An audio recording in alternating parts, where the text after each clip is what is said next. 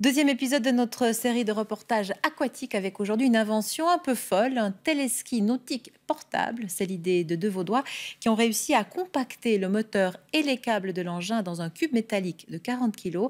En 10 minutes, le voilà prêt à tracter des amateurs sur n'importe quel plan d'eau et sans bateau ni installation fixe. Explication Hugues Bouchard, Jessica Renaud.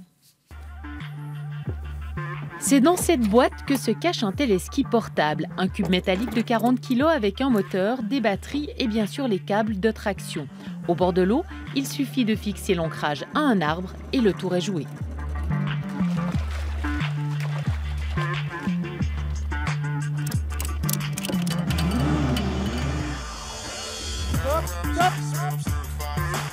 Le plus important pour nous d'abord, c'était vraiment que ce soit amovible et installable en 10 minutes. Grâce à ça, on n'avait pas besoin de permis de construire et ça permet d'ouvrir des portes sur plein de plans d'eau.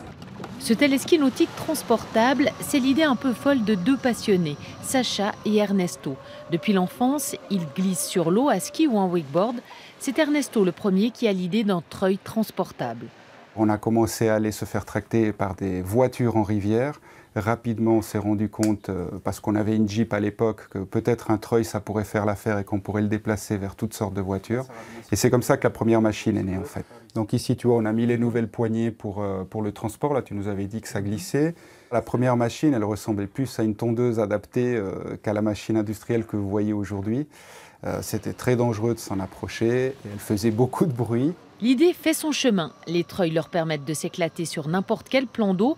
Reste à adapter et à compacter le matériel. Salut les gars, ça va bien et toi? Ce qui était le plus difficile, c'était de la rendre suffisamment compacte pour qu'elle rentre dans un coffre de voiture. Ensuite, ce qu'on a dû gérer, c'était les problèmes thermiques pour évacuer correctement la chaleur générée par les moteurs qui sont quand même très puissants. Aujourd'hui, les deux associés ont investi leurs économies dans le projet Elsium. Ils ont déjà une centaine de machines en commande et les premières fonctionnent depuis cet été.